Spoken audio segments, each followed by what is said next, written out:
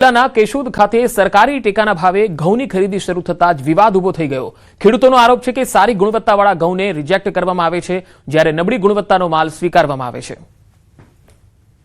ઘઉં ભરીને આવ્યો છું અને ઘઉં 12-13 ખાંડી ભરીને આવ્યો અંદાજે, અને મારા ઘઉં રિજેક્ટ કર્યા। દવણું કરેલ 4 છે બરાબર, અને આમાં ઘઉં અહીંયા બીજા ઘઉં અહીંયા બીજા તોરે છે, અને મારા ઘઉં નપાસ કર્યા। નપાસ થવાનું કારણ કે કમ્પ્લીટ છે લાલ દાણો છે। નબળા માલની ખરીદી થાય છે અને હારા માલને રિજેક્ટ કરે છે। તકલીફ આ તો માવઠાનો માર પડ્યો, ગેરુ ઝાકરનો માર પડ્યો, સરકારને ખબર છે, નિગમને ખબર છે, કંપનીને ખબર છે। કા દરેક ખેડૂતના લેવામાં આવે, કા દરેકના રિજેક્ટ કરવામાં આવે। કોઈ ખેડૂત કે કોઈ સરકાર સામે વિરોધની વાત નથી આવતી।